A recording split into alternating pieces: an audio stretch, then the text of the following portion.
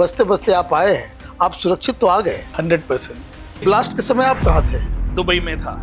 तो वो सारा आपने अपने आंखों से देखा? हाँ, उस समय हम बाहर उसमें बैठे हुए थे लॉन्च में, और समझ लो एक बार को तो सब कुछ ऐसे लगाओ कि अब ये बताइए, ये युद्ध कब तक चलेगा? इस युद्ध के बारे में देखो, मैं इसका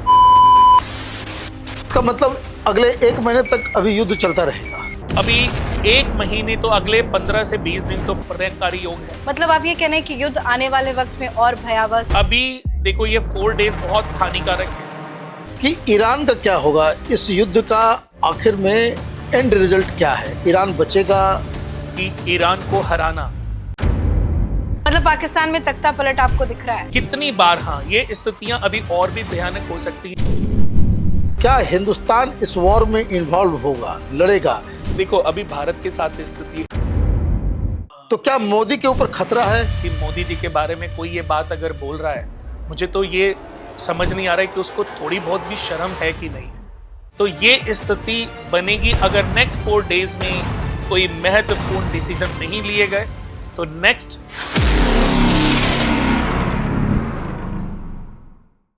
नमस्कार, कैपिटल टीवी में आपका स्वागत है। आजकल 10 फोन में से 5 लोग यही पूछते हैं कि ये युद्ध कब खत्म होगा।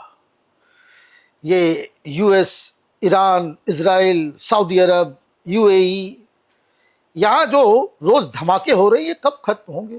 क्योंकि लोगों को लग रहा है कि इससे पूरी दुनिया में विपत्ति आने वाली है, तेल का दाम बढ़ने वाला है और कई सारी चीजें। हिंदुस्तान की पॉलिटिक्स में भी बड़ा उतार चढ़ाव चल रहा है। तो जो बेसिक सवाल आज लोगों के जहन में है कि ये लड़ाई कब खत्म होगी, तो ये तो डोनाल्ड ट्रंप भी नहीं बता सकते।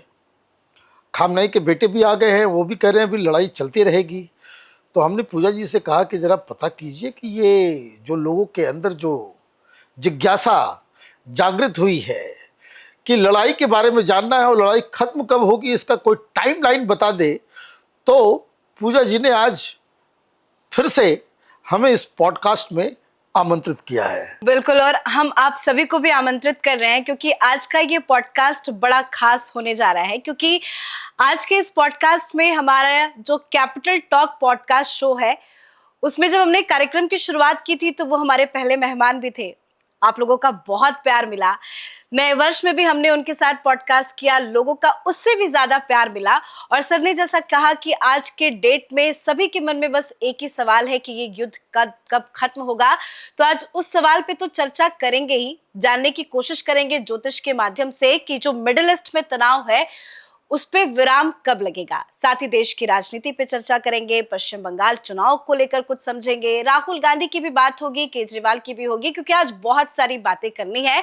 तो बिना देर किए वेलकम करते हैं हमारे खास मेहमान का, astrologer, life designer Kunal Kumar ji का। सर बहुत बहुत वेलकम करती हूँ आपका। नमस्कार। ये बताइए, आपने तो सारा इंट्रोडक्शन दे दिया लेकिन मेन बात आपने छिपा ली जी। मैं खोल देता हूँ। हाँ बिल्कुल। दुबई में थे। हाँ। और जब ये धमाका वहां हो रहा था तो वो उसमें ये फंस गए। और तो और ये जो लड़ाई के दौरान ये अमेरिका में भी थे, वॉशिंगटन डीसी के अंदर में। तो हमने सोचा कि भाई फर्स्ट हैंड जानकारी भी मिल जाए, खुद भी इनको परेशानी हो रही होगी। बसते बसते आप आए हैं, आप सुरक्षित तो आ गए। हाँ, 100%। क्या लग रहा है? देखिए, जैसे कि अभी आपने सवाल किया कि मैं भी दुबई में था। हाँ। क्योंकि मेरी जो ट्रिप थी, पहले फ्लाइट थी मेरी 11 तारीख को, वो अपने आप चेंज हुई, 13 तारीख हो गई। तो एक हमारे दोस्त हैं, बहुत ही खास दोस्त, जगमोहन जी। अब तो उनकी पोस्ट, पहले वो additional director general of police थे, अभी तो डायरेक्टर ऑफ जनरल बनने वाले हैं। और उनकी फेयरवेल पार्टी थी, 15-16 तारीख को उनकी फेयरवेल होनी थी। तो उनका भी कहना था और मेरा भी मन था कि जब आपके फेयरवेल पार्टी होगी तो मैं अटेंड करूंगा। तो ये भी एक वजह थी कि मैं, जबकि पिछले महीने फरवरी और जनवरी भी मैं यूएस में था। हाँ। तो मैंने कहा लेकिन मैं जरूर आऊंगा। वापसी में मेरा हर बार यही होता है कि यहाँ से दोबारा दुबई जाना, तो मैं हमेशा क्या करता हूँ, वापसी में दुबई 4 दिन का होल्ड कर लेता हूँ। तो 26 तारीख को मेरी फ्लाइट थी वॉशिंगटन डीसी से, वहां भी माहौल गर्म था। तो आपको मैं बताऊं कि तब तक तो युद्ध भी नहीं हुआ था, और ये सवाल जिनके घर पे मैं रुका हुआ था, मिस्टर रंधावा जी, उन्होंने मेरे से सवाल किया कि पिछले 2-3 दिन से बड़ी गहमा गहमी है डीसी में, क्या कुछ होने वाला है? तो अब ऐसे ही किसी की कुंडली में कंसल्टेंसी कर रहा था, तो मैंने प्रश्न कुंडली लगाई और उनको बोला कि माहौल गर्म है और कुछ तो ऐसा बड़ा होने वाला है जो कि अभी किसी ने सोचा नहीं होगा। मतलब मैंने उनको सिर्फ कैलकुलेशन के माध्यम से ये समझाने की बताया। कोशिश की कि कुछ तो होने वाला है।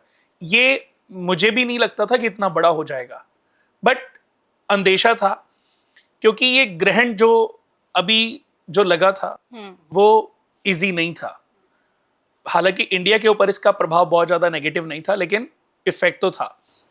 और अभी सूर्य, मंगल और राहु की जो युति चल रही थी, जो कॉम्बिनेशन चल रही थी पिछले 1 महीने से, वो बड़ी डेंजरस थी, क्योंकि ये कॉम्बिनेशन अच्छे नहीं होते। इसको ग्रहण भी कहते हैं, और ये अंगारक योग, यानी कि मंगल और राहु का कॉम्बिनेशन, इसको अंगारक यानी कि ये ब्लास्ट होता है, अंगार आगजनी, फैलाने वाला, अंगार बनाने वाला, आगजनी, भयंकर आगजनी, चारों तरफ धुआं धुआं, चारों तरफ आग ही आग, ऐसा।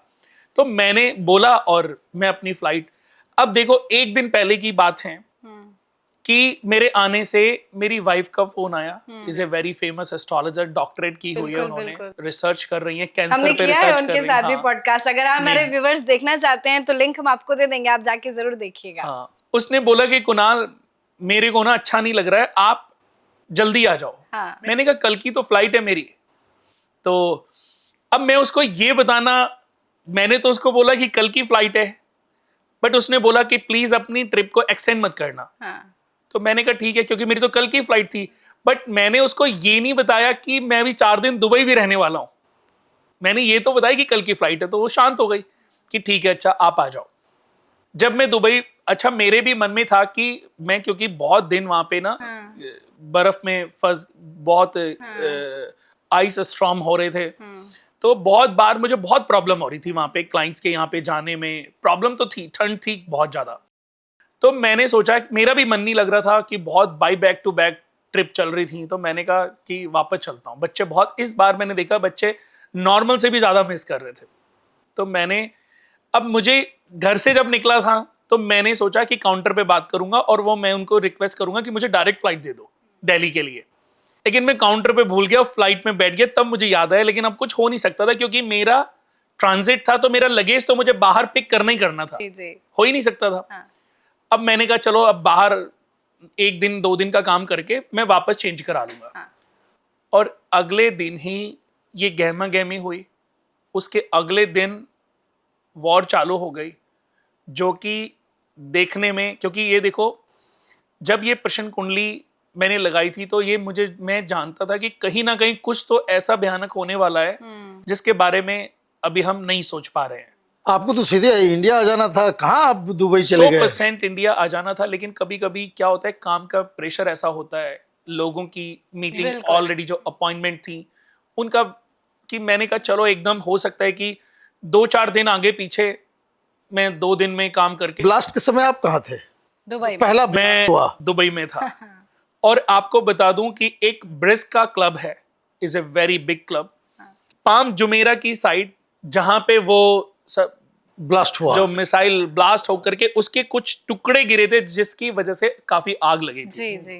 तो हम उसके अपोजिट एक बिल्डिंग में थे, और उसके क्लब का व्यू बिल्कुल सामने, जो पाम और पूरा जो आपने मूवी देखी तो होगी, वो सारा आपने आंखों से देखा? हाँ, उस समय हम बाहर उसमें बैठे हुए थे लॉन्ज में, और समझ लो एक बार को तो सब कुछ ऐसे लगाओ कि चारों तरफ अंधेरा ही अंधेरा, मतलब जैसे ब्लाइंड बिल्कुल ब्लैंक हो जाता है, माइंड बिल्कुल ब्लैंक हो जाता है कि कहाँ फंस गए। मैंने कहा ये क्या हो गया, ऐसा सोचा होना तो था, लेकिन ऐसा यहाँ पे नहीं होना था जी। उसके बाद आप देखो दुबई में कितने लोग कि भैया ये कैसे रुकेगा। अभी आपने भी यही पूछा कि ये कब रुकेगा। मैं आपको बता दूं कि इस समय जो कॉम्बिनेशन बने हुए हैं, जो स्टार्स के कॉम्बिनेशन, मैंने प्रश्न कुंडली उल्टा निकाली हुई है। प्रश्न कुंडली के हिसाब से सूर्य, मंगल, बुध और राहु का कॉम्बिनेशन एक साथ है जी। इससे पहले हम आते हैं पिछले साल आपको याद होगा कि पिछले साल भी India versus Pakistan, Iraq versus Israel, तब यूएस इन्वॉल्व नहीं हुआ था। यूएस सपोर्ट में था बट इन्वॉल्व नहीं हुआ था, और वो लड़ाई शुरू हुई इस तरीके से इन्वॉल्व। हाँ, इस तरीके से डायरेक्ट इन्वॉल्व नहीं हुआ था, और धमकियां तो थी यूएस की, लेकिन बंद हो गया था। अमेरिका, इंडिया और पाकिस्तान में भी काफी देखो लड़ाई हुई, ड्रोन्स अटैक हुए, लेकिन पाकिस्तान को समझ आ गया कि इससे पहले कि नक्शे से ही वो बिल्कुल चौपट हो जाए, तो बेटर है कि बैकफुट पे चला गया। भारत का आपने नेचर देखा होगा कि भारत अगर सामने वाला झुक रहा है, सामने वाला माफी मांग रहा है, तो वो अग्रेसिव नहीं रहता, छोड़ देते हैं हम। हाँ, कोशिश करता है इंडिया का हमेशा नहीं। ये भारत की अपनी प्रभुत्व, क्योंकि मोदी जी हमेशा बोलते भी है ना कि मैं यहाँ मोदी जी की बात नहीं कर, शांति चाहिए। यहाँ में देखो, मोदी जी तो आज पीएम है, इससे पहले भी या इसके बाद भी, ये इस धरती की खासियत है जी। हमारे प्रभु श्री राम कहां पर जन्म लिया उन्होंने? अयोध्या में। कृष्ण भगवान ने कहां जन्म लिया? मथुरा में। तो ये इतने सारे हमारे देवताओं ने यहाँ पर इस भारत की भूमि पर, इसको स्वर्णिम भूमि कहा जाता है, यहाँ पर जन्म लिया। इसकी एक अलग हो रहा है, भारत का नेचर है माफ करना, जब अति हो जाती है तो फिर झुकता भी नहीं है। और भारत की बागडोर इस समय एक ऐसे नेताजी के हाथ में है जो भी झुकने वाले नहीं हैं। मैंने पहले भी आपके पॉडकास्ट में एक बार ये बात बोली थी, मतलब पीएम कॉम्प्रोमाइज नहीं है, बिल्कुल भी राहुल गांधी तो यही कहते हैं, पीएम कॉम्प्रोमाइज्ड, पीएम कॉम्प्रोमाइज्ड। नहीं, ये तो भूल जाओ, ये तो सपने में भी राहुल गांधी पे हम लोग आएंगे, उनके लिए तो सपने में भी नहीं सोचना, क्योंकि भारत की कुंडली है वृषभ लगन। और अगर वृषभ लगन कुंडली को कोई इस धरती पर नेता हैंडल कर सकता है, तो वो या तो वृश्चिक लगन जो कि हमारे पीएम साहब की है जी, वो या कुंभ लगन या सिंह लगन जो योगी आदित्यनाथ जी की कुंडली है। उसके लिए स्थिर लगन चार्ट वाला जब भी पीएम की कुर्सी पर बैठेगा, वही सटीक राज कर पाएगा और वही भारत को न्याय दे पाएगा। अब ये बताइए, ये युद्ध कब तक चलेगा? इस युद्ध के बारे में देखो, मैं सटीक जानकारी थोड़ा सा आगे पीछे राइट होगा, लेकिन मैं आपको बता दूं कि अभी नेक्स्ट 4 डेज तो बहुत भयंकर होने वाला है। इसके बाद 4 डेज के बाद करीबन 16-17 डेज, अभी मंगल हैं 12.41 डिग्री के और राहु की डिग्रियां हैं 14.39। ये एकदम पावरफुल यानी कि यंग डिग्री है। यंग डिग्री मतलब कोई झुकने वाला नहीं है, फुल ऑफ एनर्जी। अंगारक योग का जो आपस में कॉम्बिनेशन है, अगर किसी भी जातक की जन्म कुंडली के ये किसी भी भाव में बैठ जाए, खास तौर पर ये प्रथम भाव में बैठ जाएं, सेकंड हाउस में बैठ जाएं, फोर्थ हाउस में बैठ जाएं, सेवेंथ हाउस में बैठ जाएं, नाइन्थ हाउस में बैठ जाएं, 10th या एकादश, तो ये ब्लास्ट कर देते हैं। यानी कि जिस भाव में बैठते हैं उस भाव के सारे सुखों से उस जातक को वंचित कर देते हैं। ऐसे बहुत सारे हमारे भाई बहन हैं, बहुत सारे लोग हैं जो बेचारे आज कुंडली तो राजाओं वाली लेके बैठे हैं, लेकिन इन दोषों की वजह से वो अपने सारे राजयोगों को गवा चुके हैं, एक्टिवेट नहीं कर पा रहे। तो इस समय जो कॉम्बिनेशन है, ये जो सूर्य मंगल, सूर्य तो 26.34 डिग्री के, तो सूर्य अभी नेक्स्ट 4 डेज बाद ट्रांजिट हो जाएंगे, यानी कि कुंभ राशि से वो मीन राशि में, लेकिन मीन राशि में ऑलरेडी शनि विद्यमान है। सूर्य और शनि, ये साल भी अगर आप देखो तो ये सूर्य और शनि का साल है। लास्ट में 26 यानी कि 8 जी, और पूरे को टोटल करते हैं 2 और जोड़े तो 10 यानी कि सूर्य 1 नंबर। 1 और 8 का जो कॉम्बिनेशन है, लोगों ने कहा था कि जो 2025 है मंगल और केतु का अंगारक योग है, जिसकी वजह से चारों तरफ त्राहिमाम था, यानी कि भारत में भी उसकी लपटें देखने को मिली। और इस साल शनि और सूर्य भी सबसे बड़े प्रतिद्वंदी ग्रह माने जाते हैं। इन दोनों का जो नेचर है, जिस घर में भी ये बैठ जाएं एक साथ, व्यक्ति को पिता सुख नहीं मिलता या संतान सुख नहीं मिलता। जितने भी लोग हैं अपनी जन्म कुंडली उठा के देखें जिनके पापा की बचपन में डेथ हो गई है, 11 साल में, 15 साल में, 20 साल में, 25 साल में, वो ये केस होगा, वो 100% देखेंगे कि उनकी जन्म कुंडली में सूर्य शनि की दृष्टि होगी या सूर्य शनि एक साथ होंगे। अब अगले 4 दिन के बाद जितने भी बच्चे इस दुनिया में पैदा होंगे, सबके सूर्य शनि एक साथ होंगे 1 महीने, और वो बच्चा पिता के लिए थोड़ा भारी रहेगा। तो ऐसे घर में जब बच्चा पैदा हो तो पिता को 40 दिन तक अपने बच्चे की शक्ल नहीं देखनी चाहिए। 40 दिन अपने बच्चे की शक्ल नहीं देखनी चाहिए, उसको नहीं देखना चाहिए। यही पिता की आयु वृद्धि का बचाएगा एक और बढ़ाएगा। कारण है। बचाए 100%।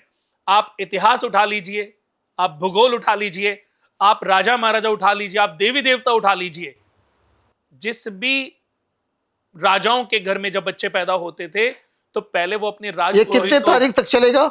ये चलेगा, यानी कि अभी आज डेट है, आज से ठीक 4 दिन बाद शुरू होगा और 30 डेज, क्योंकि 30 days। सूर्य एक राशि में पूरा 1 महीना रहते हैं, जी जी। और जब तक सूर्य शनि के साथ रहेंगे ये प्रॉब्लम स्थिति होगा। बनी रहेगी। और सबसे ज्यादा स्थिति तब बनेगी जब इनकी डिग्रियां 15 से कम होंगी। जितनी डिग्रियां सूर्य के पास की होंगी, शनि के पास की होंगी, उतना ज्यादा, क्योंकि शनि तो मीन राशि में अप्रोक्स 2.5 साल तो तक। इसका मतलब अगले 1 महीने तक अभी युद्ध चलता रहेगा। अभी 1 महीने तो, अगले 15 से 20 दिन तो प्रलयंकारी योग है। उसके बाद इसको शांत होने में पूरा 1.5 महीना है। मतलब आप ये कहने कि युद्ध आने वाले वक्त में और भयावह स्थिति अभी में जाएगा। देखो ये 4 डेज बहुत हानिकारक हैं, जी जी।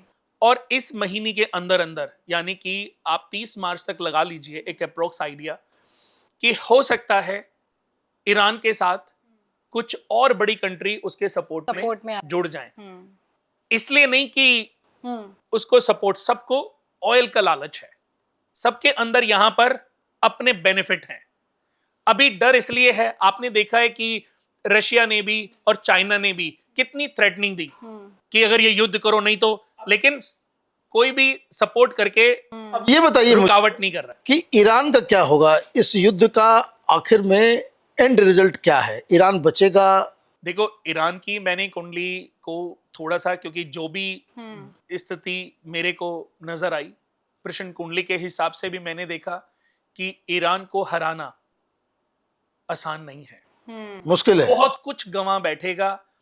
और अगर आप किसी को मारने गए और आपने पूरे परिवार को ही उजाड़ दिया, बिल्कुल, तो उसको मारने का क्या फायदा? आपने अगर ईरान को कब्जा भी लिया, लेकिन आपका पूरा देश तो खत्म ही हो गया। तो ये स्थिति बनेगी अगर नेक्स्ट 4 डेज में कोई महत्वपूर्ण डिसीजन नहीं लिए गए, तो नेक्स्ट 1.5 मंथ, आप अगले 15 दिन में देख लीजिए, 15 दिन के जो स्थितियां हैं जी जी। वो बहुत भयानक हो सकती कुणाल है। जी, नो डाउट स्थिति तो बहुत भयानक है, लेकिन इम्पोर्टेंट बात यह है कि क्या इसका असर थोड़ा बहुत भी क्या भारत में पड़ेगा? भारत, देखो अभी मेरे एक दोस्त जापान में है, जी। तो मैंने उसको पूछा और काम कैसा चल रहा है, तो कहता मार्केट में लोग नहीं है, ट्रैवलिंग बंद हो गई है, पैसा कौन, आज मैं श्रीलंका, इंडिया से कितने लोग श्रीलंका जाते थे जो स्टोन्स खरीद के लाते थे। इंडिया बहुत बड़ा बिजनेस है जो ट्रैवल, आप देखो लाखों, अब तक मैंने कल एक दोस्त से बात हो रही थी तो करीबन अब तक $20 बिलियन का नुकसान हो चुका है। 1-2 लाख करोड़ का इस समय पूरा जो अर्थ के लोग हैं नुकसान उठा चुके हैं। 2 लाख हो चुका, और ये नुकसान देखो आने वाले समय में अगर ये 2 महीने चल गया तो ये यूक्रेन और रशिया का भी इफेक्ट देखो। आज सोना गोल्ड का प्राइस क्या है जी। कहां 50, 60, 70 तक था और कहां आज 1.25 लाख रुपए आ गया। अब गोल्ड क्यों बढ़ रहा है? क्योंकि जब ये वॉर्स होती हैं, यूक्रेन की वजह से वो 1 लाख तक पहुंचा, और आज इराक, ईरान और इजराइल की लड़ाई की वजह से, यूएस के इन्वॉल्वमेंट की वजह से स्थितियां बहुत भयानक होने वाली हैं। तो इंडिया के ऊपर ये असर पड़ेगा, आर्थिक असर। 101%। पाकिस्तान के ऊपर क्या होगा? पाकिस्तान तो बिल्कुल हैंड टू माउथ ना हो जाए, वो तो पहले से ही कंगाल है। हाँ, लेकिन अब पहले क्या होता था कि पाकिस्तान को फंडिंग हो जाती थी, हाँ। हो सकता है कि अभी वो भी बंद हो जाए। हाँ। क्योंकि आप पैसे आज मैं आपसे पैसे मांगू तो आप पहले ये तो देखोगे कि मैं कुणाल जी को पैसे दे तो दूंगा, वापस आएगा कि रिटर्न बैक कैसे होगा, राइट। क्या इनकी वो वर्थ है? तो आज स्थितियां ऐसी ही हैं कि पाकिस्तान के लिए अपनी कंट्री को सरवाइव करना बड़ा मुश्किल है। तो पाकिस्तान एकजुट रह पाएगा या 2000 ये जो साल है पूरा, उसमें खंड खंड होने का भी चांसेस बहुत है? ज्यादा चांसेस हैं पाकिस्तान के ऊपर इसका जो प्रभाव है। जी। अभी देखिए अफगानिस्तान ने भी पाकिस्तान के ऊपर काफी अटैक किए, और वहां की जनता बिल्कुल मंदबुद्धि है। सरकार के खिलाफ भी चल रही है। उन्होंने क्या किया कि सरकार के खिलाफ तो देखो, आपने देखा होगा कि कितनी बार तख्ता पलट हुआ है। हाँ। तो इसका मतलब पाकिस्तान की जन्म कुंडली में कुछ तो प्रॉब्लम है ना। उसका सूर्य पीड़ित है, उसका लगन पीड़ित है, और जब तक जिस कंट्री का सूर्य और जिसका लगन पीड़ित हो, जिसका 10th हाउस पीड़ित हो, वहां पर आप राजा के पद पे बैठ के, गद्दी पे बैठ के, राजगद्दी पे बैठ के आप लंबे समय तक सरवाइव नहीं कर सकते। आप इतिहास उठा के देख लीजिए कि या तो उसके साथ कोई दुर्घटना हो गई, मिसहैपनिंग हो गई, या उसे मार देता है। पलट हो गया। यही होता है। मतलब पाकिस्तान में तख्ता पलट आपको दिख रहा है? कितनी बार। हाँ, ये स्थितियां अभी और भी भयानक हो सकती हैं। हो सकता है कि अफगानिस्तान, अगर भारत को उसकी थोड़ी सी भी शय मिल जाए ना, जी, तो ये पूरा अफगानिस्तानी बनने में देर नहीं लगेगी। हाँ, और अफगानिस्तान को भारत से कोई भी प्रॉब्लम नहीं है। बिल्कुल नहीं है। आपने देखा होगा कि अफगानिस्तान ने तो भारत को अपनी बेटी दे रखी है, गंधारी जी। ठीक है, जो भी स्थितियां रही हो, किसी युग में रही हो, पर बेटी तो दी है ना। लेकिन एक बात बताइए, मैं इस टॉपिक में आखिरी, क्या हिंदुस्तान इस वॉर में इन्वॉल्व होगा, लड़ेगा, या पाकिस्तान इसमें इन्वॉल्व होगा? पाकिस्तान को सेना भेजना पड़े या ईरान के खिलाफ युद्ध लड़ना पड़े, क्या उस तरह की भी स्थिति बन रही है? देखो, अभी भारत के साथ स्थिति ऐसी बिल्कुल भी नहीं है। भारत अभी, सही बताऊं तो, अभी बैकफुट पर है। अभी तो आप देखो, मैं अगर बात करूं चाइना की, जी, मैं बात करूं रशिया की, बातें कर रहे हैं लेकिन कोई इन्वॉल्वमेंट नहीं हो रहा है, कोई इन्वॉल्व नहीं हो रहा है, क्योंकि वो जानते हैं कि इन्वॉल्व होने का मतलब है हजारों करोड़ फूंक देने, नुकसान हो जाना। तो हर इंसान अभी ये भी देख रहा है कि उसकी कंट्री की अंदरूनी स्थिति क्या है। चाइना भी जानता है कि अंदरूनी अभी वो खोखला है। रशिया भी जानता है कि अंदरूनी यूक्रेन से लड़ाई लड़ने के बाद वो अंदर से खोखला हो चुका है काफी। अभी सिर्फ वो दबाव इसलिए बनाने में लगे हुए हैं क्योंकि वो जानते हैं कि ये अगर ऑयल इजराइल को, यूएस को मिल गया, तो यूएस बहुत ज्यादा मजबूत हो जाएगा, जिसका खामियाजा फिर पूरे लंबे समय इन दोनों कंट्रियों को भुगतना। तो कुणाल जी, इंडियन पॉलिटिक्स में हम चर्चा करेंगे, लेकिन एक आखिरी सवाल इससे जुड़ा ही पूछ लेते हैं। डोनाल्ड ट्रंप की आपने कुंडली देखी होगी, क्या करना बहुत चाहते strong हैं, कुछ कुंडली समझ है, नहीं आ रहा है। बहुत। क्या अभी तो अब देखो, अगले बहुत। किसी देश को टारगेट करेंगे क्या वो? देखिए, ये रुकने वाले तो नहीं है। और जो मनाएगा वो कर लेंगे। हाँ, क्योंकि कुंडली में कभी कभी कुछ ऐसे योग होते हैं कि वो जो बोल देते हैं, फिर वो पीछे बैकफुट पे नहीं आते हैं। अब उनको भी पता है कि 3 साल बचे हैं, इसके बाद दोबारा मेरी सरकार क्योंकि वहां पे तो 4-4-8 साल का वो ही होता है टर्न, बिल्कुल। और 2 बार से ज्यादा कोई बन नहीं पाता। अब जब तक वो हैं, तब तक क्या क्या प्रलय होगी, अभी जब तक वो हैं तब तक भारत और अमेरिका के बीच के रिश्ते कैसे रहेंगे? अभी यूएस को भी पता है कि भारत के बिना वो सरवाइव नहीं है। आज अगर आपको मैं बता दूं कि भारत के लोग वहां जो काम कर रहे हैं, जिन जॉब्स में हैं, अगर पूरे भारत के लोग वापस आ जाएं, तो बिल्कुल 50 to 80% यूएस माइनस हो जाएगा। बिल्कुल। अब ये बताइए, अब आते हैं हिंदुस्तान की पॉलिटिक्स पे। बहुत सारे, मैं एस्ट्रोलॉजर को देख रहा था, नाम क्या लेना, लेकिन फिर भी, कि प्रधानमंत्री मोदी की जो है वो कुर्सी खतरे में है। अप्रैल तक में जो है हिंदुस्तान में कोई तख्ता पलट हो जाएगा, इस तरह की बातें की जा रही है, और वो दावा भी कर रहे हैं। तो क्या मोदी के ऊपर खतरा है? मैं देखो, ऐसे वैसे तो कंट्रोवर्सी से ना मैंने संन्यास लिया हुआ है कि, लेकिन हंसी आती है।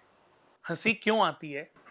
किसी ने ये बोला कि इंडिया जो है, आपने भी सुना होगा, जी, प्लेन क्रैश वाली बात कह रहे हैं क्या आप? हाँ, कि जून जुलाई में प्लेन क्रैश ही क्रैश होंगे, आप फ्लाइट में मत बैठना। अच्छा, उन्होंने ये भी दावा किया कि इंडिया जो है फाइनल, सेमीफाइनल में नहीं जाएगी, फाइनल में नहीं जाएगी। इंडिया जीत गई मैच जी, और आप मैच नहीं जीती, टूर्नामेंट वर्ल्ड चैंपियन बन गए। बताइए। मैंने अपने इस मैच से, आप मेरे किसी पॉडकास्ट में, किसी उसमें होगी वीडियो, बहुत वायरल भी हुई है, बट मैं ऐसा नहीं कह रहा हूं कि मैं कोई भविष्यवक्ता हूं, मैं कोई महानतम एस्ट्रोलॉजर हूं। फिर भी मैं आपको ये बात बता रहा हूं कि मैंने ये बोला था कि इस साल इंडिया की जो पोजीशन है वो बहुत स्ट्रांग है। और इंडिया की बागडोर किसके हाथ में? सूर्य के हाथ में। सूर्य की जन्म कुंडली में सूर्य की स्थिति बहुत स्ट्रांग थी।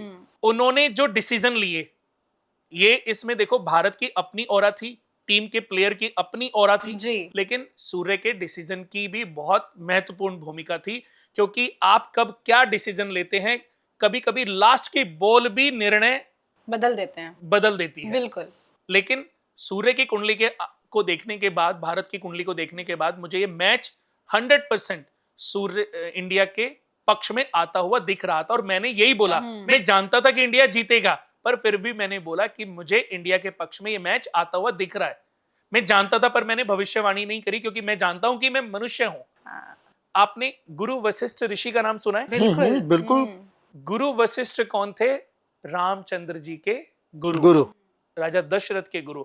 और वो सिर्फ इनके गुरु नहीं थे, मनु और शत्रुपद, जो कि सूर्य पुत्र मनु, जो धरती पर आने वाले पहले मनुष्य थे, उनके गुरु होना वशिष्ठ ऋषि ने इसलिए स्वीकार किया था क्योंकि वो जानते थे कि इस कुल में विष्णु भगवान नर के रूप में अवतार लेंगे। 37वीं पीढ़ी में पूरी पीढ़ी राजा सगर, अंशुमन, असमंजस, दिलीप, भगीरथ सब इसी कुल में तो हुए हैं। रामचंद्र, हरिश्चंद्र जी। जिन्होंने देखो कि जिनके दान के चर्चे, राजा रघुकुल रीत सदा चली आई, प्राण जाए पर वचन न जाई, उनके गुरु, सबके पीढ़ी दर पीढ़ी के गुरु थे वशिष्ठ ऋषि। वशिष्ठ ऋषि थे ब्रह्मा जी के मानस पुत्र, जिनको ब्रह्म ऋषि उपाधि देने का दायित्व साक्षात ब्रह्मा जी से मिला हुआ था। हाँ।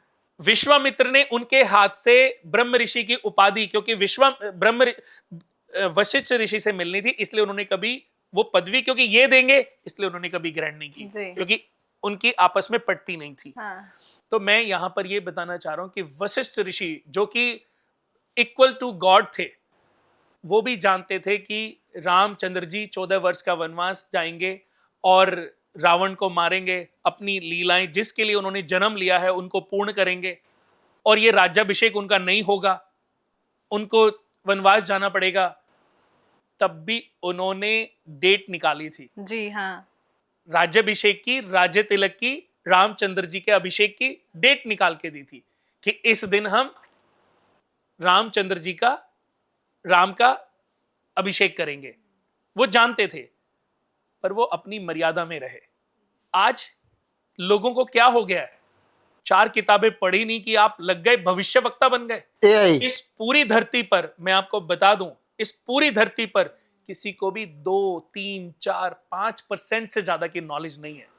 उसको ये नहीं पता कि तेरी बीवी की कहां से आएगी, उसको ये नहीं पता कि भविष्य में तेरे घर में कितने लोगों के साथ क्या होगा, उसको ये नहीं पता कि तेरी अपनी पीढ़ी में क्या होगा, उसे ये नहीं पता कि 7 जन्म पहले तेरी पीढ़ी कहां से शुरू हुई थी। वो लगा पड़ा है भविष्य की बातें करने, और इससे तो लोगों के अंदर ही लोगों के अंदर कितना डर आप सोच नहीं सकते। बिल्कुल। कितने क्लाइंट्स हैं हमारे, कितने लोगों ने ये बोला कि कुणाल जी क्या वाकई हमें, देखो पॉडकास्ट है, सबको आप देखने छोड़िए, का शौक है। मेरी वाइफ ने कहा कि जितना जहां जहां जाना है आप पहले चले जाइए, इस महीने से इस तारीख के बीच में जो है एयर ट्रेवल नहीं करना है। मैं आपको ये बता खौफ दूं, का माहौल है। मैं आपको बता दूं भगवानों के बारे में भी, कि भगवान भी अपनी चीजों से बंधे हुए हैं। आज कोई कुछ भी बोल सकता है, क्योंकि ये कलयुग चल रहा है। जी जी। भारत ने छूट दे रखी है, दुबई में छूट नहीं है। दुबई में अगर कोई भी ऐसी बातें कर दे ना, ये दुबई जा नहीं सकते, जाने के लायक ही नहीं है। 2 मिलियन दिरहम का फाइन है अगर आपने कोई भी गलत वीडियो वायरल कर दी, गलत वीडियो किसी को भेज दी और आपकी कंप्लेन हो गई। 2 मिलियन दिरहम, अप्रोक्स 5 करोड़ रुपए का नहीं तो जेल जाइए। फाइन। दुबई से बाहर भगा देंगे उसको, दुबई में उसको कभी एंट्री नहीं मिलेगी। ऐसे लोगों को दुबई में एंट्री नहीं मिलेगी, ऐसे लोगों अफवाह फैलाने को वाले यूएस को। में अफवाह लोगों को, और जो ऐसी मनगढ़ंत बातें कर देते हैं, ये अपने आप को भगवान बनने वाली बातें करते तो वापस हम आते हैं, क्या मोदी जी के का चेहरा जो वो खतरे में है? बिल्कुल, ये भी बात देखो मुझे ऐसे ही लग रही है कि मोदी जी के बारे में कोई ये बात अगर बोल रहा है, मुझे तो ये समझ नहीं आ रहा है कि उसको थोड़ी बहुत भी शर्म है कि नहीं है। कि आप किसके बारे में, अगर खतरा नहीं हुआ, अगर कुछ भी नहीं हुआ, तो क्या ऐसे आदमी को साथ में ये भी तो बोलना चाहिए कि अगर नहीं हुआ तो मुझे चुल्लू भर पानी में मैं डूब मरूंगा। जी। जैसे अभी एक एस्ट्रोलॉजर ने बातें बोली कि इंडिया मैच फाइनल में नहीं जाएगी, पर इंडिया तो पूरा टूर्नामेंट जीत गई। माफी मांगना चाहिए उनको आगे। माफी, चुल्लू भर पानी में डूब मरना चाहिए। उसको पहले ये सर्च करना चाहिए कि चुल्लू भर पानी में कैसे डूबते हैं। ये कहावत तो बनी है, चुल्लू पर पानी में डूबा नहीं जा सकता, बिल्कुल। लेकिन ये गैरतमंद इंसान के लिए इशारा है। लेकिन ऐसे ही आप जो ये एक्सप्लेनेशन दे रहे हैं, वो राजनीति में भी ऐसा एक चेहरा हमको दिख रहा है कि रोज पार्लियामेंट के अंदर जो है तमाशा नहीं करना। झूठी राहुल बातें। गांधी का क्या फ्यूचर लग रहा है देखो, मैं बता दूं राहुल गांधी जी के बारे में कि उनकी जन्म कुंडली में शनि जो है नीच राशि में बैठे हैं। उनकी 10 नंबर लगन कुंडली है, लगन के मालिक हैं शनि। शनि यानी कि उनकी पर्सनालिटी के मालिक हैं, लेकिन पर्सनालिटी के मालिक होकर के नीच के बैठ गए। विरासत कितनी बड़ी मिली, विरासत कितनी बड़ी मिली। ऐसा तो नसीब करोड़ों अरबों में किसी का होता। मोदी जी के पास ऐसी विरासत नहीं थी, लेकिन उसके बाद आपको नहीं लगता कि उन्होंने अपनी विरासत को भी धूमिल कहीं ना कहीं किया हो? खत्म कर दिया, खत्म कर दिया, जीरो कर दिया। जीरो।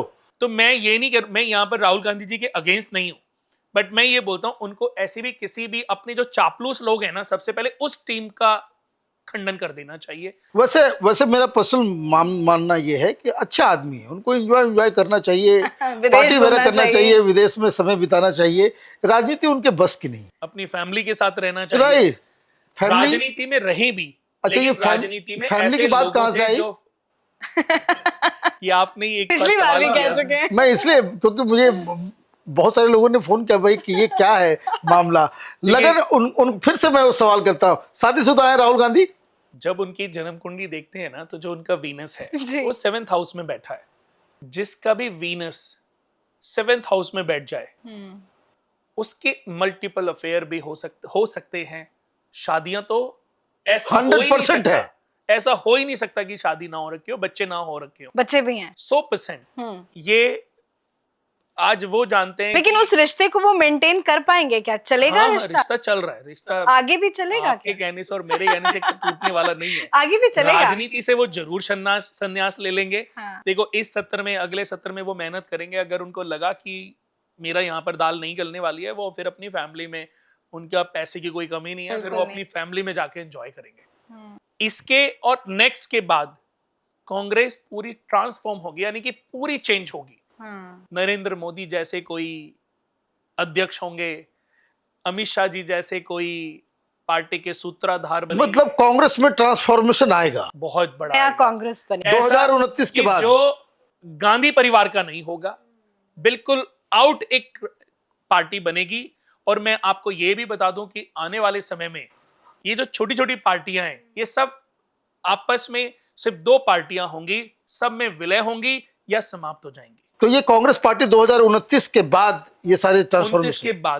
के बाद भी अभी बीजेपी का प्रभाव अभी लंबा टाइम है, अभी लंबा इंतजार टाइम करना। है। लेकिन उसके बाद, इसके बाद भी अगर देखो 29 में चुनाव हुए, उसमें कांग्रेस नहीं आई, कुछ पोजीशंस नहीं बनी, हाँ। और ज्यादा डे बाय डे, तो ऑप्शन नहीं होगा।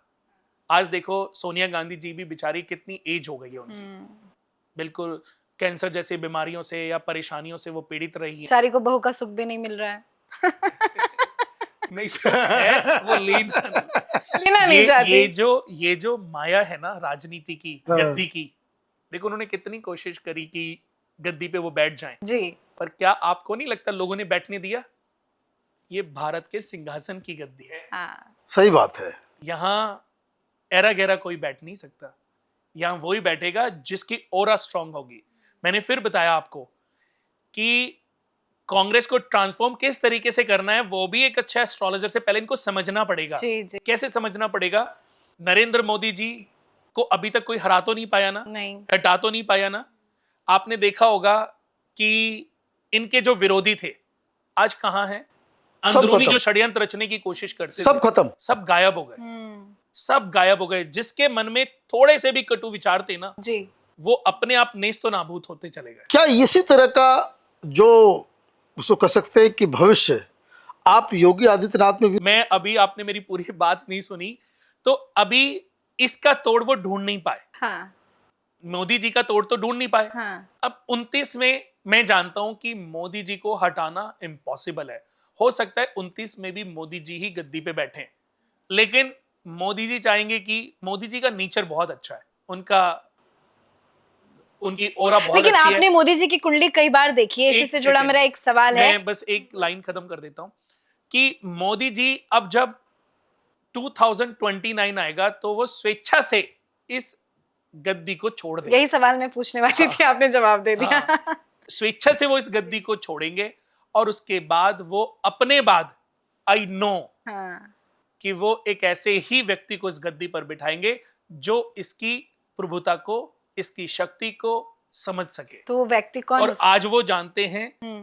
कि योगी आदित्यनाथ जी से स्ट्रांग कुंडली अभी किसी और सीएम के अंदर नहीं है। आप देखो, जो बिहार के सीएम होते थे नीतीश कुमार जी, मोदी जी के साथ उतनी पटती नहीं थी, लेकिन आज वो अगेंस्ट नहीं है, बिल्कुल गायब, उनकी ऑरा चेंज हो गई। तो ऐसे जितने भी लोग थे ना, जिनके मन में भी मोदी जी के लिए कुछ भी घृणा, पाप, अंदरूनी षड्यंत्र, वो सब गायब हो गए, सब जीरो होते चले गए। इनसे दुश्मनी करना मतलब मौत को दावत देना। मैं तो यही कहना इसका मतलब अभी तो कांग्रेस में दर्जनों ऐसे लोग हैं जो रोज सवेरे सवेरे उठ करके मोदी जी को गालियां देते हैं। तो बेचारे वो बहुत अंदरूनी फैमिली वाइज बहुत परेशान होंगे। ये तो उनको समझना पड़ेगा। मैं सीरियसली मैं आपको बता दूं कि हमारे देश के पीएम साहब की जो कुंडली है उसका आइडिया भी नहीं है किसी को। वृश्चिक लगन कुंडली दुनिया की सेकंड टॉप चार्ट है, सेकंड टॉप पावरफुल चार्ट है वृश्चिक लगन। नरेंद्र मोदी जी, हमारे देश के जो सबसे बड़े बिजनेसमैन हैं मुकेश अंबानी जी, उनका भी वृश्चिक लगन चार्ट है। मैं आपको बता दूं कि उनके बारे में कोई बुरा सोचेगा अपने आप ही बर्बाद हो जाएगा। अब तो कांग्रेस को मोदी जी के पीछे तो छोड़ देना चाहिए, उनको योगी जी से स्ट्रांग कुंडली वाला कोई व्यक्ति ढूंढ करके उसको अध्यक्ष बनाना चाहिए, ताकि आने वाले समय के लिए अगर उनको कांग्रेस को बचा के रखना है ना, तो हम अभी मैंने बोला कि आने वाले समय में 2 पार्टियां होंगी जी जी, पर हो सकता है कि अगले 2, 4, 6 महीने बाद, साल 2 साल बाद मैं ये बोलूं कि अब जीवन भर एक ही पार्टी रहेगी। अगर देखो, लेकिन आप जो विपक्ष भी स्ट्रांग होना बहुत जरूरी है। विपक्ष में स्ट्रांग होगा, क्या होगा? मुझे एक चीज बताइए, ये केजरीवाल बच के निकल गया लोअर कोर्ट से, फिर हाई कोर्ट में फंस गया, बच के नहीं निकला कोई। उनकी कुंडली बताइए कि कुंडली में क्या है? कभी कभी देखो क्या होता है, मैं आपको बता देता हूं कि छोटे छोटे अंतर्दशाएं जो हैं वो सपोर्ट कर जाती हैं। मैं एक उदाहरण देता हूं। एक व्यक्ति को आज ईडी ने उठा लिया, ठीक है। अब एक व्यक्ति की जो प्रॉब्लम है वो कोर्ट में चली गई। अब मतलब ये मैं इनके लिए नहीं बोल रहा हूं, लेकिन मैं उदाहरण दे दीजिए। हाँ, कि आज एक सिर्फ बाइज्जत बरी करना है और उन्होंने इतना सर्व कर दिया कि सामने वाले के पास ऑप्शन नहीं बचा, चलो एक मौका दे देता हूं, जाओ तुम बाइज्जत बरी। अभी लोअर कोर्ट से बाइज्जत बरी हुए हैं ना जी, अभी हाई बरी नहीं हुए हैं, लेकिन आरोप मुक्त हुए, वो अलग टेक्निकल मसला है। अभी मैं बता देता हूं कि अभी हाई कोर्ट और सुप्रीम कोर्ट अभी बाकी है। लेकिन उनकी कुंडली में क्या आपको दिख रहा है कि आने वाले वक्त में वो दोबारा जेल जाएंगे? उनकी कुंडली में एक दोष बना हुआ जो दुनिया का सबसे पावरफुल दोष है, उसको बोलते हैं स्वदोष ऋण दोष। इससे बड़ा कोई दोष नहीं होता। जब किसी जातक की जन्म कुंडली के 5th हाउस में शुक्र, शनि, राहु, केतु बैठ जाएं तो स्वदोष ऋण दोष बनता है। तो ऐसे व्यक्ति को सबसे पहले अपने स्वदोष ऋण दोष का सॉल्यूशन करना चाहिए। इसके लिए जितने भी घर में ब्लड रिलेटिव हैं सबसे बराबर पैसे लेकर सूर्य विष्णु यज्ञ और हरिहरात्मक यज्ञ करना चाहिए, वो भी उनसे जिनको बहुत ज्यादा नॉलेज हो करने की कि कैसे किया जाए। जब तक ये दोष खत्म नहीं होगा, फिर साथ में शनि और चंद्र का विष योग, चंद्र शनि का विष योग, यानी कि व्यक्ति मन से पीड़ित हो जाता है जी। बेपेंदी का लोटा होता है, व्यक्ति अपने डिसीजन पे स्ट्रांग नहीं रह पाता, सोचता कुछ है करता कुछ है, हो कुछ और जाता है। तो ये दोष कब तक रहेगा? ये तो इनकी जन्म कुंडली में हमेशा रहेगा, क्योंकि चंद्र और शनि का विष योग इनके बना भी 12th हाउस में। 12th हाउस से ही जेल देखी जाती है। जेल, सजा, दंड, कैद, ये तो इनके पूरे जीवन भर लगी हुई है। तो अभी जो आने वाला 2-3 साल है वो केजरीवाल के लिए कैसा साबित होगा? बहुत अच्छा नहीं है। सिर्फ मई, जून, जुलाई तक थोड़ा सा ठीक है। वही कहते हैं ना, छोटी छोटी अंतर्दशाएं कि कोई जानने वाले लोग मिल गए जिन्होंने बचा दिया, जिन्होंने कि चलो जाओ तुम। लेकिन जब फिर समय आएगा वो फिर तो कुछ और नेताओं की कुंडली आपने देखी है क्या जिसमें उनके जेल जाने का योग आपको नजर आ रहा है? ये सब देखो देखी तो जरूर होगी आपने। ये होगा कि कोई मुझे बोल रहा होगा कि ये खुद भविष्य वक्ता बन गए, तो सॉरी, मैं भविष्य वक्ता नहीं हूँ, बट बुरा वक्त देख रहे हैं आप। अच्छी स्टडी की है इस पे। मेरे को 30 साल हो गए इस लाइन में। लोग कहते हैं यार 30 साल के तो तुम खुद नहीं लगते। नहीं, एक के बारे में तो पूछना जरूरी है, कभी पूरी दुनिया की नजर। जिसके बारे में पूछोगे मैं बताऊंगा। हाँ, मैं उसके, क्योंकि वो सबसे इंपॉर्टेंट पॉलिटिकल इवेंट है और वो है पश्चिम बंगाल का चुनाव। ममता बनर्जी का क्या होगा? अभी तो बहुत ही परेशान चल रही है वो। हाँ, देखिए जैसे कि अभी सवाल आपने बहुत अच्छा किया है कि ममता बनर्जी की कुंडली पे भी हम बात कर लेते हैं, क्योंकि उनका समय भी अगर मैं बताऊं तो आने वाला समय उनको भी बहुत ज़्यादा अपने ऊपर ध्यान देने की आवश्यकता है। और सही बताऊं कि समय से पहले संन्यास लेना कभी कभी अपनी ऑरा को बचाने चाय जैसा रखने होता के लिए है। हो सकता अपनी इज्जत को मट्टी पलेत होने से बेटर है कि मायावती जी ने देखो कितना बढ़िया डिसीजन लिया। आपको समझदार नहीं लगती वो? आप सेम कलकत्ता इक्वली समझ लीजिए। आप कलकत्ता मत जाइएगा गलती से नहीं, भी। मुझे ऐसा कोई वो नहीं। मतलब आप ये कहना चाह रहे हैं कि ममता बनर्जी ममता राजनीति से बनर्जी संन्यास ले हो सकती हैं? सकता है कि कल को वो बोलें कि ठीक है कुणाल, आप बताओ कि कैसे पार्टी को स्ट्रॉन्ग किया मुझे जाए? क्या करना क्या चाहिए। करना तो चाहिए? मैं कोशिश करूंगा कि उनको सही समझा सकूं। देखो हाँ। ज्योतिष क्या है कि मेरी कोई ममता बनर्जी से, राहुल गांधी जी से किसी से कोई या दुश्मनी किसी से नहीं कोई है। दुश्मनी तो नहीं वो है। आप जब ये भी मुझे जो आप, पूछेगा मैं उनको अकॉर्डिंग टू हॉरोस्कोप उनको वो बताऊंगा जो उनके लिए सही है। तो उनके हॉरोस्कोप आप देख रहे हैं। जी देखिए, अब ये बताइए कि क्या उनकी राजनीति का सूर्यास्त हो गया है या होने वाला है? देखिए शी शुड रिटायर। जी, अगर मैं बोलूं कि 2026 के अगस्त तक हम्म तो इनको बहुत ज्यादा सचेत रहने की आवश्यकता है।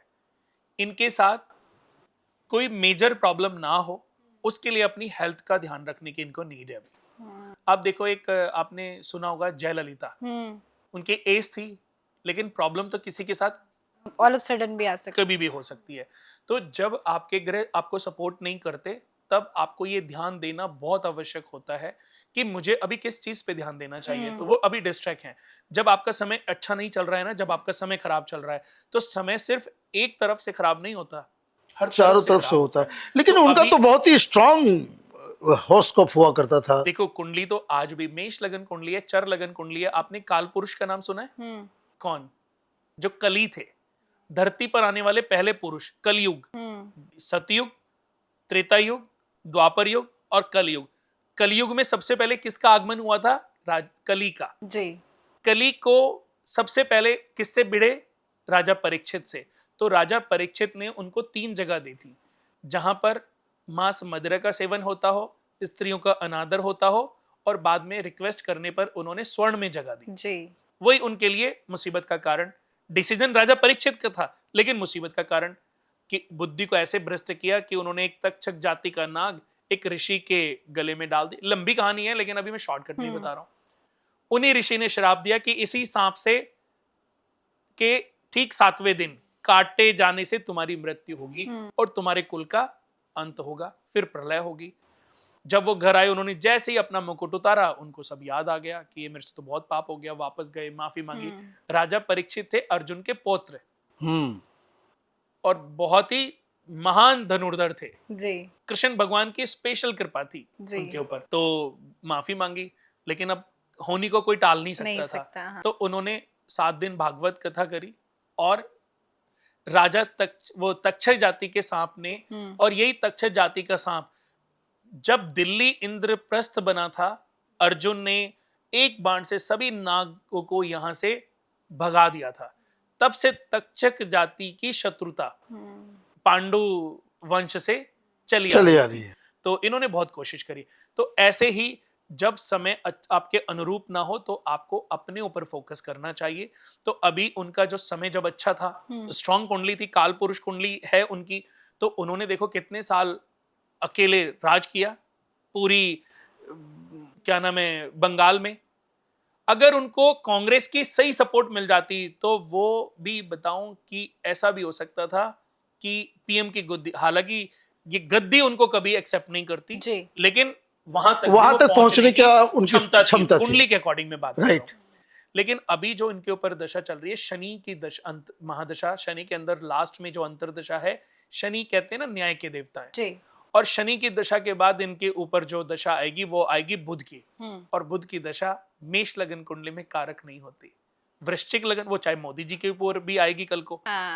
मेष लगन और वृश्चिक लगन में ये सपोर्ट ही नहीं करती। वैसे ही मेष लगन और वृश्चिक लगन में बुध की दशा सपोर्ट नहीं करती, और कन्या लगन और मिथुन लगन मैं कभी भी मंगल की दशा सपोर्ट नहीं करती। ये मेरे बहुत मतलब एनालाइज किए हुए ये वो हैं कि मैंने कितने लोगों की कुंडली पे इसको एनालाइज किया, चेक किया, और मैंने ये पाया है। तो ये एक नहीं, कम से कम हजारों कुंडलियों पे मेरी रिसर्च है। तो ऐसा नहीं कि मैं आज कोई भी बातें वैसे ही बोल रहा हूं।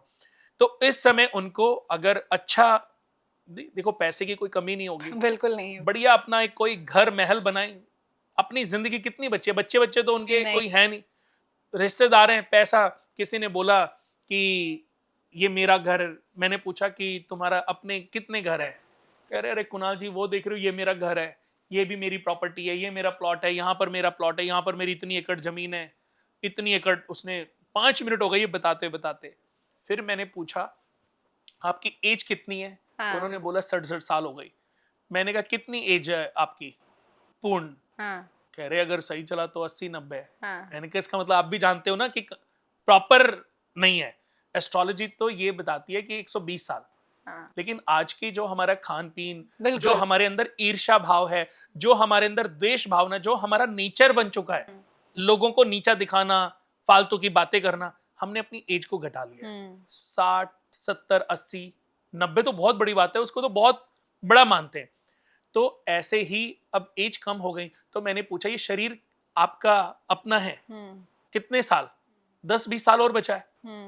मैंने कहा शरीर तक तो आपका अपना है नहीं, और बातें कर रहे हो आप। ये धरती ना किसी की थी, न किसी ना के किसी की है, ना किसी की और ना रहेगी। किसी की हो सकती है। बिल्कुल। कुल मिलाकर प्रलय के होगी और धरती यहीं रहेगी। कुल मिलाकर के जो मुझे पॉलिटिकल बातें जो समझ में आई वो ये कि प्रधानमंत्री मोदी कहीं नहीं जा रहे हैं, योगी आदित्यनाथ का जो है सितारा बुलंद है भविष्य का, हाँ। ममता बनर्जी रिटायर होने वाली हैं, और केजरीवाल और राहुल गांधी के जो लगन दशा जो ये है वो ठीक नहीं चल रहे हैं, ये मान लिया जाए।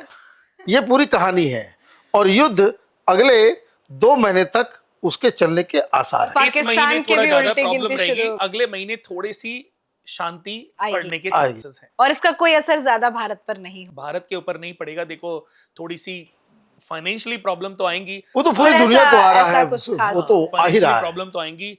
और मैं आपको फिर बता दूं कि ये सब कुछ किसी के करने से नहीं हो रहा है। ये जो पृथ्वी है, ये जो प्रकृति है, अपने आप को बैलेंस कर रही है। जी। अगर ये सब अमेरिका कर रहा है, इजराइल कर रहा है, ईरान कर रहा है, चाइना कर रहा है, रशिया कर रहा है, तो भगवान, गॉड, अल्लाह ये कहां सोए हुए हैं? सही भगवान बात तो है। है ना कि नहीं है? सही बात है। अगर ये सब मनुष्य ही कर रहा है तो भगवान का रोल क्या है? आपको नहीं लगता कि कभी कभी एक इंसान की डेथ लिखी है, आप पाप इतने करे जा रहे हो कि भगवान भी इन सबको एक प्लेन में भर दो, क्रैश कर दो। एग्जैक्टली। भगवान भी यमराज को किस किस के यहां भेजे? पैसे के 3 भोग हैं। पैसे के 3 भोग हैं। पैसे को आप अगर कमा रहे हो, पैसे को 1 plot, 2 plot, 3 plot, 4, 10 plot, 20 plot, 50 plot, एक दिन क्या होएगा? ये प्लॉट ही तो बढ़ते जा रहे हैं। लेकिन आप 30 साल की एज से 70 साल की एज में पहुंच गए, प्लॉट तो आपके 1 से 50 हो गए, लेकिन आपने उसका स्वाद नहीं लिया। लेकिन आप तो बढ़ते ही चले गए ना। अब मृत्यु हुई, यमराज के भैंसे पे बैठे हुए हो, यमराज की तरफ जा रहे हो, यमलोक जा रहे हो। अरे ये 3 प्लॉट थे, ये तो मैंने अपने बेटे को बताया ही नहीं, ये तो मैं बताना ही भूल गया। ओ उसके पास इतने पैसे छोड़े हुए थे, वो तो बताया ही नहीं, वो तो देगा ही नहीं मेरे घर पे पैसे। किसके घर पे? कौन बच्चा? मरने के बाद तो आत्मा का तो किसी से कोई संबंध रहता ही नहीं है। बच्चे की कितनी एज है, बच्चे की लाइफ कितनी चलेगी, बच्चे को कल को कोई बीमारी हो जाए, हार्ट अटैक हो जाए, फिर किसके लिए पाप? बिल्कुल। तो मेरा ये कहना है कि पैसे के सिर्फ 3 भोग हैं। पैसे को अपने ऊपर एंजॉय करो, अपनी फैमिली के ऊपर। भगवान ने माता पिता, भाई बहन, ये रिश्ते क्यों बनाए हैं? कभी ये समझने की कोशिश कोई करता ही नहीं है। उन्हीं से सबसे ज्यादा दुश्मनी रहती है। बुआ को नीचा दिखाने में लगे हुए हैं।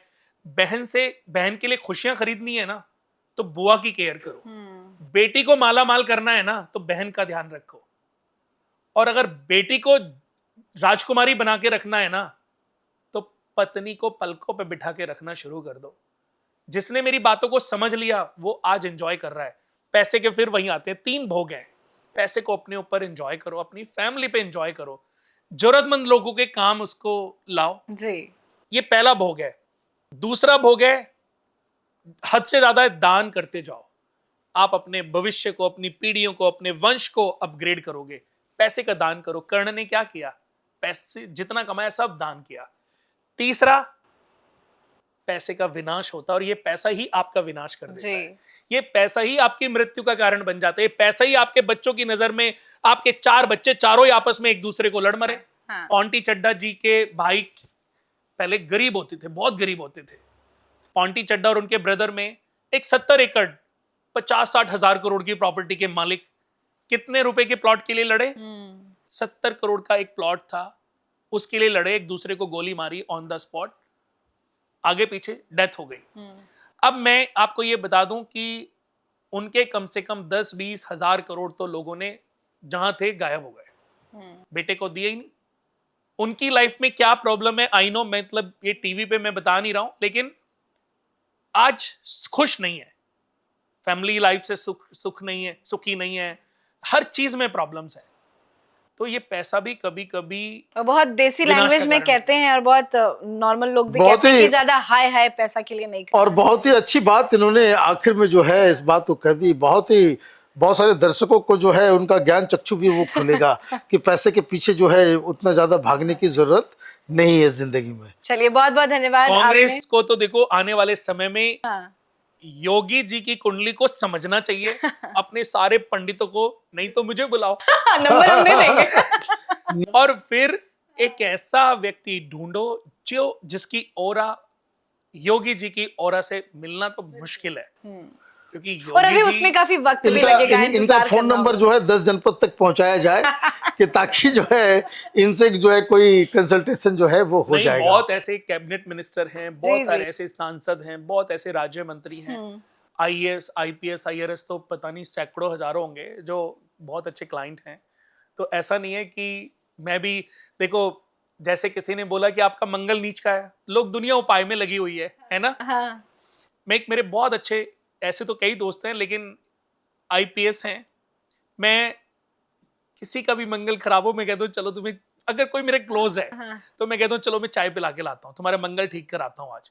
अगर किसी का भी मंगल नीच का है, किसी का भी मंगल पीड़ित है, तो जितना अच्छा आईपीएस ऑफिसर होगा जी, रक्षा करने वाला अधिकारी होगा, ऐसे व्यक्ति के साथ बैठ के खाना खाओ, चाय पियो। जितना इनके साथ आप चाय पियोगे, खाना खाओगे बैठ के फैमिलियर की तरह, आपका मंगल स्ट्रांग होता जाएगा। अपने भाई की केयर करो, मंगल ठीक हो जाएगा जी। चंद्रमा के लिए राज्य मंत्री हो गए, चंद्रमा के लिए माता हो गई, चंद्रमा के लिए मन हो गया, इनको ठीक रखो। मन में किसी के भी प्रति घृणा भाव आने ही मत दो। रामायण सुनिए आपने कभी? रामायण किस पर बेस्ड है? रामायण सीता पर। सीता यानी कि हमारी आत्मा, अगर आत्मा निकल जाए तो शरीर तो जीरो हो गया ना। जी जी। तो पूरी रामायण सिर्फ सीता माता पर बेस्ड है। सीता यानी कि आत्मा, हर मनुष्य की जो आत्मा है वो सीता है, क्योंकि आत्मा समझाती है। और मन जो है वो रावण है, ये शरीर जो है ये राम है, बिल्कुल। और भक्ति जो है हनुमान है। तो मन रूपी रावण सीता रूपी आत्मा को रोज हरण करता है। जब दोस्तों आपके मन में ये ईर्ष्या उत्पन्न होती है, मन में लालच उत्पन्न होता है, मन में द्वेष भावना उत्पन्न होती है, तो समझ लीजिए आपके अंदर रावण एक्टिवेट हो गया है। तो ये मन रूपी रावण सीता रूपी आत्मा को रोज हरण करता है। आत्मा समझाती है कि ये तेरी नहीं है, ये तेरा नहीं है, तू क्यों देख रहा है? तेरे पास तो है ना, फिर क्यों इसके पीछे पड़ा है?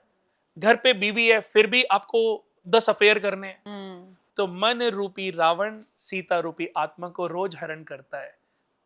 जब आत्मा के समझाने से रावण, आपने देखा होगा सीता माता ने रावण को समझाया था कि मैं तेरी पत्नी थोड़ी ना, तू मेरा हरण क्यों कर रहा है जी। तेरे घर पे मंदोदरी है, तेरे घर पे बीवी बच्चे नहीं है क्या? आज भी जब कोई किसी फिल्म में इज्जत किसी के रेप कर रहा हो तो क्या कहते, तेरे घर पे माँ बहन नहीं है, ऐसा कुछ होता है ना। तो मन रूपी रावण जब सीता रूपी आत्मा को हरण करता है, तब सीता समझाती है कि मैं तेरी नहीं हूं, बहुत समझाती है।